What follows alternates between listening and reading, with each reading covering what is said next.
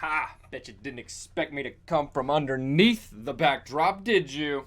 What is up, guys, and welcome back to another episode of Random Ramblings.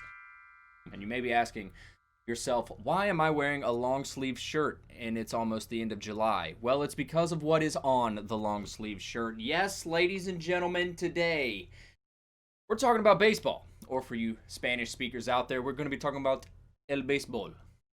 Now, throughout my extraneous life that I have lived so far, I have roughly 13 and a half years of experience with watching baseball, being a part of a baseball team, winning, losing, more than winning, pitching, hitting, rarely fielding. I've been booed, I've been cheered on, I've been laughed at, and all of those just came from my mom. I mean, I've the full spectrum. But today we're gonna stick with the high school years, a lot of people's glory years, so to speak, because a lot of people don't get the opportunity to play college ball and beyond. And I made quite a few memories here. First off, you got to start with ninth grade. That's where high school starts, right? So ninth grade comes around. I am a whopping 100, maybe 135 pounds. I'm about 5'8", 5'9", so I'm about roughly this big. You know, some people called me a toothpick. I was more like a kebab skewer, very, very, very thin, taller than average at the time. But because I was left-handed, I was limited in what defensive capabilities I brought to the team, so to speak. So if I wasn't picking daisies out in left field and I wasn't on the mound throwing absolute heat at about 58 miles an hour, then they had me over at first base because, like I said, I was taller than average, and being left-handed, you know, I could get on out there and catch some balls stuff. And that was all fine, well, and good until we played one night game where my third baseman was not the most accurate at throwing the ball across the diamond when he received a ground ball. And this one instance was no exception. He decided to throw it roughly 37 inches above my head. And 9 times out of 10, you just let it go and you just run to the fence and pick it up, right? And just keep the runner from wheeling and peeling off towards second base. I decided to try to be a hero. I don't know if I had watched a baseball movie like the day before that game, or if I just wanted to create my own human highlight reel. But I decided it would be a good idea to stretch for this one all the way up into the clouds. The only problem with that was not only did I not catch the ball, but in stretching towards the heavens, reaching out towards Jesus Christ himself, I allowed myself to fall back into the base path where the only thing that I could call this man was the physical embodiment of Rhino, the Spider-Man villain. And he absolutely creamed me. I was creamed corn, mashed potatoes, the entire Thanksgiving dinner down the first base path, from beyond first base all the way into the right field grass. He just, I don't know if he thought we were playing rugby or just football with no pads, but he definitely lowered his shoulder and I felt it, and I slid all the way into the outfield grass. Now, like I said, I did miss the ball, so it rolled out into right field as well. I saw it out of my peripherals as I went cartwheeling into the dirt. He made it to second base. I got extremely dirty.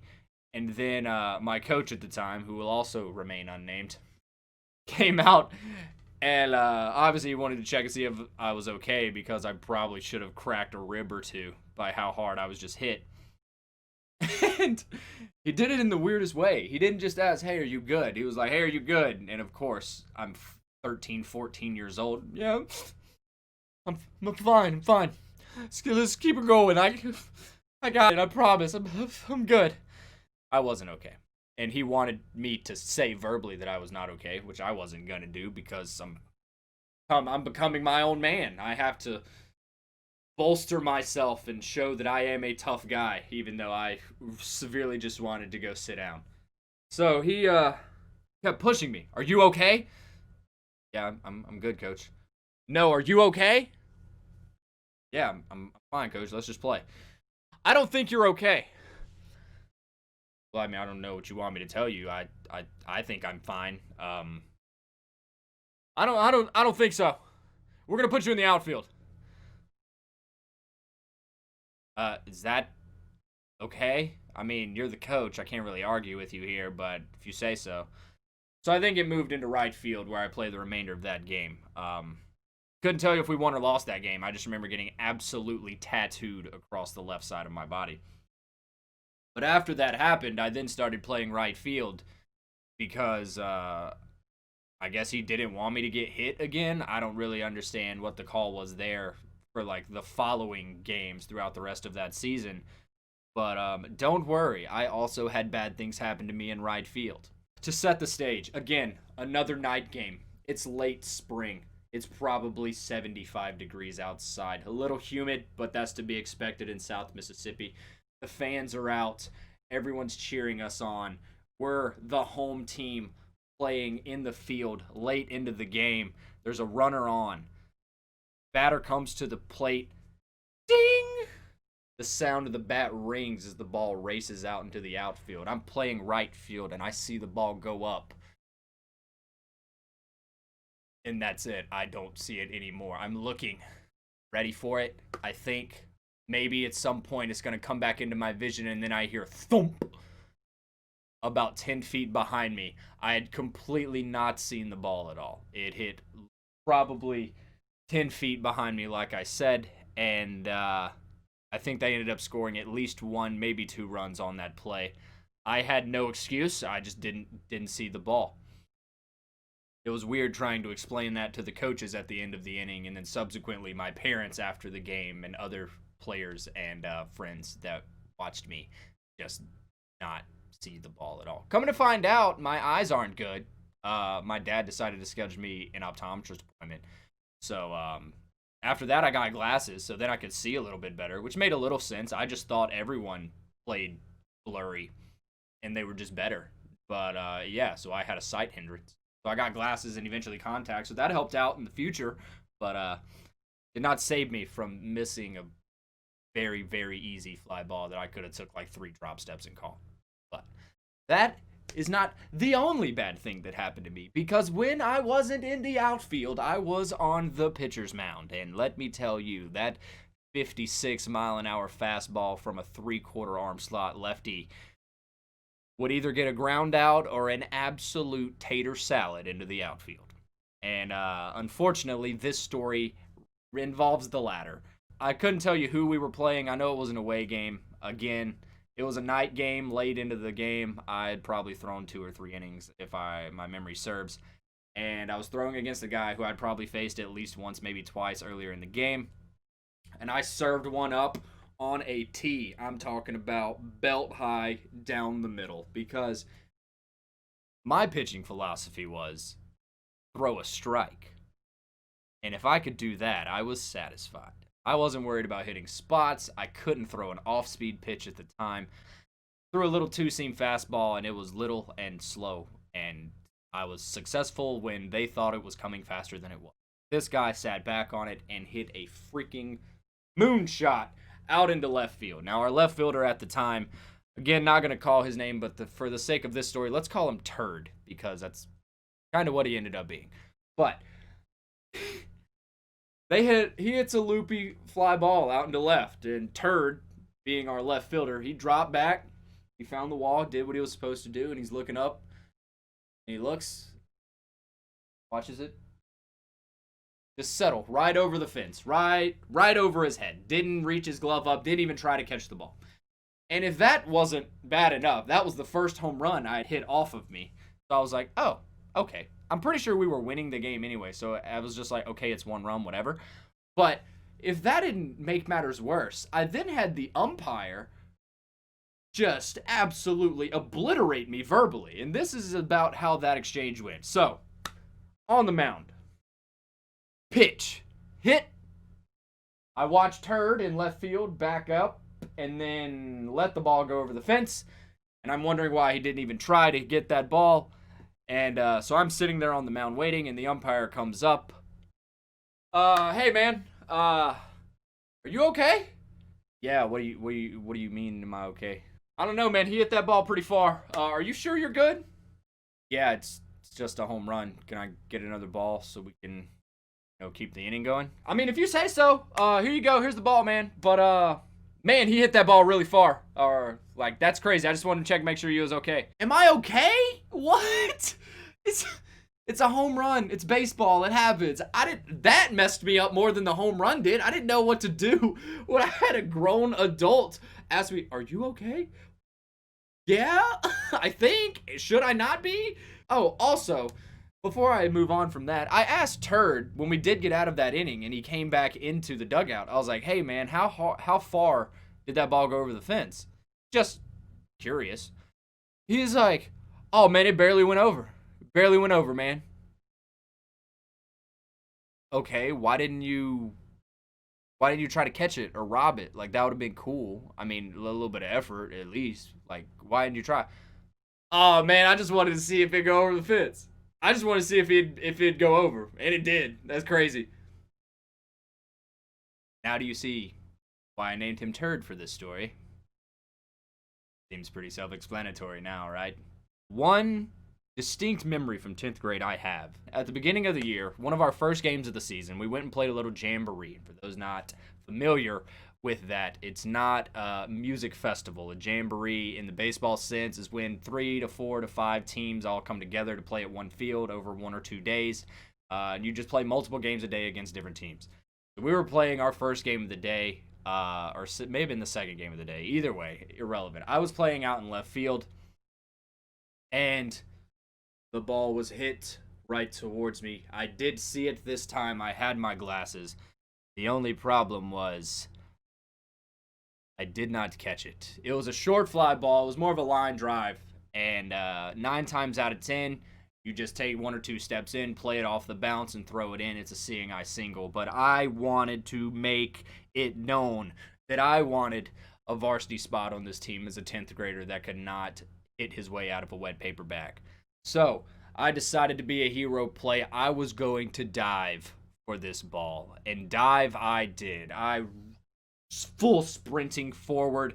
I laid out Superman just like we had practiced at like one practice ever. Outstretched arms, and I overshot the ball. I stretched out, the ball hit behind my glove, hit the ground, and bounced up and actually hit me in the chin. And I thought it knocked me out for a second. It hit me in the chin. I then had to pick it up and then throw it in. He still got the single. I looked bad. It may have even been attributed as an error to me, but did not look good at all. The coaches were not impressed. If anything, they were disappointed, which come to be a pretty common occurrence when it came to me. But, it happens. I tried, and it did not work. So, the rest of 10th grade was a lot of pitching JV, playing outfield when on our second days of JV games. But this one game, it was an away game against a district team, and we were playing a JV game before the varsity game that evening. And I was on the mound, and I had thrown well for 3 to 4 innings, and I wanted to go the distance. I wanted to throw the full 5. And we were getting down. I think we were in the 4th inning at this point. And I lost the strike zone. If you're a pitcher, you probably had these times that happen to you where everything's going right and then you just lose it. You can't throw a strike. It seems like when you're getting it around the plate, it's either being fouled off or hit, and there's nothing you can do. So I walk one guy. The next guy gets on base, and then I have 1 or 2 balls against the next batter. And everything's quiet, and I'm silently frustrated with myself, trying to make micro adjustments with my windup and with my delivery. And out of the silence of the stands, my mother rings true with the voice and knowledge that only she could bring to me at that time. Get pissed off and throw the ball!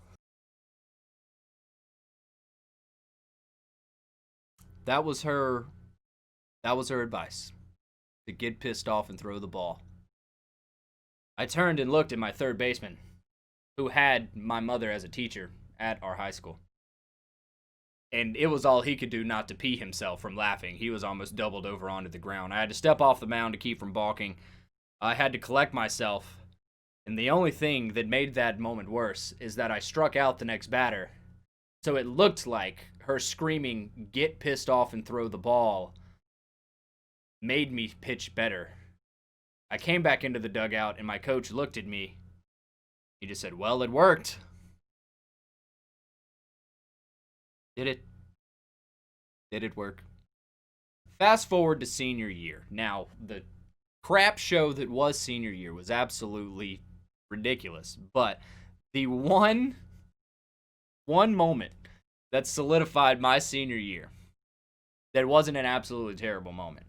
We were playing a team that was a lot smaller than us. We were a 5A school. We were playing against, I believe, a 2A school at the time.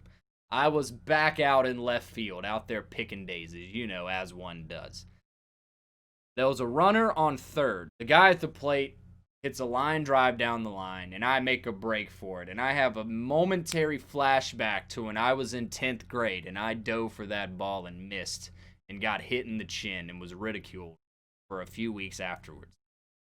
And I thought about just playing it off the bounce, letting them have the RBI run, and then throwing the ball in. But something in me said no. It's time for my redemption arc, and it's time to prove that my face is not a ball magnet. So I laid out again. Definitely not as graceful. It was more of just like stretching. I just kind of stretched forward with my glove, and I caught it and did a barrel roll for the ages. And I came up and threw the ball back to the guy at third base to try to get him out. I didn't get him out, but I did catch the ball. And it was a great play for me in my mind. I'm like, hey, I did the thing. I caught the ball, and I even did a barrel roll for style points. The only problem here is that after we got the third out and I went back into the dugout, none of my teammates believed that I caught the ball. I had 2 or 3 of them like, Bailey, you didn't catch that ball, did you? You didn't catch that ball. I was like, yeah, I caught it. I caught it. He called him out, and I caught it.